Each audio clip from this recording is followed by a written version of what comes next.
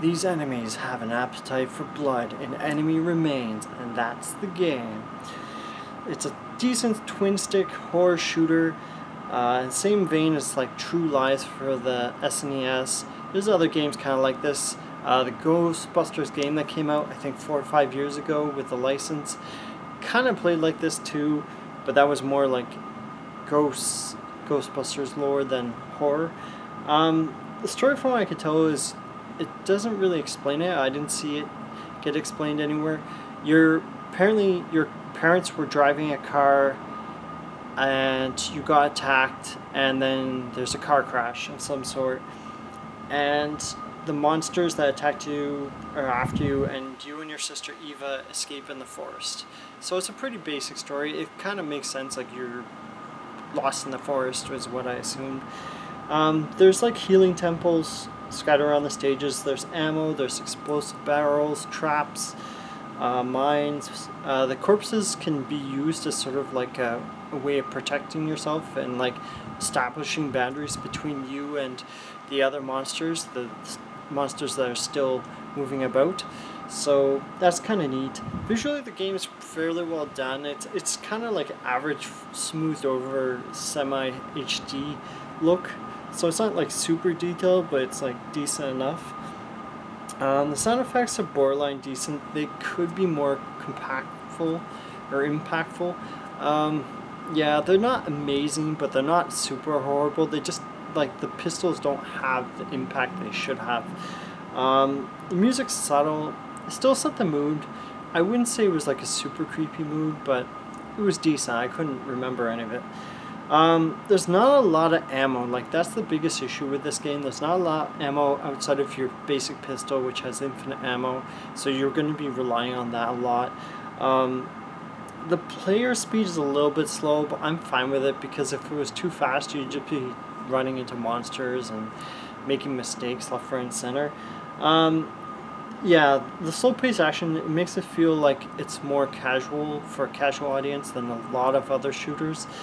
Sometimes my bullets would not hit the monsters. I guess that's a glitch of some sort, like some sort of collision issue, which I felt was pretty unfair. Like, I'd be unloading like 50 bullets at this dog man, and I was like, okay, he should be dead by now. All of those bullets hit him, and yeah, they didn't.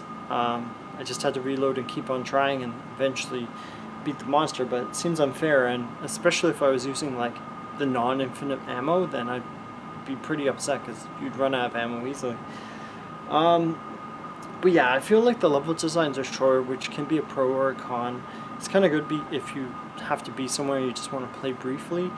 The enemies can be a little bit overwhelming. Like, when there's 5 to 10 enemies, you have to back to where you started the level. So, but because the way the levels are designed, you can only do that so much before you start at the start of the stage and you have monsters trailing after you. There's controller support, but I feel like the mouse and keyboard would be easier for sure. There's interesting enemies. There's demons, snakes, these humanoids, sort of like fishmen. But there's only 10 types. I saw like 4 or 5 of them in I think 4 levels. It's not a super long game as far as I can tell. Yeah, it's a short burst game, no doubt. The gameplay is like super repetitive. That was the main thing I noticed. Even when you phase in tweaks like moving traps or new enemies, I was just reaching a haunted house, I think it was, and there were like one hit kill chairs floating in the air, and I was just like, okay, I've played enough. Like, it is getting really repetitive. The game itself is $6.69.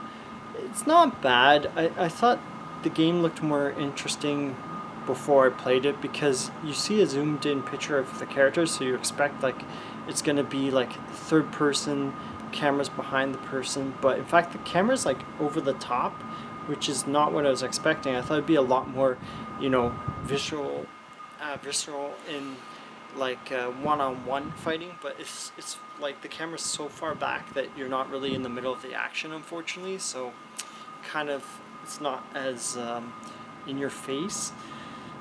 And yeah, I feel like it's a $5 game in early access, like $6.69. I think I got it for on sale for $4, so it wasn't too bad.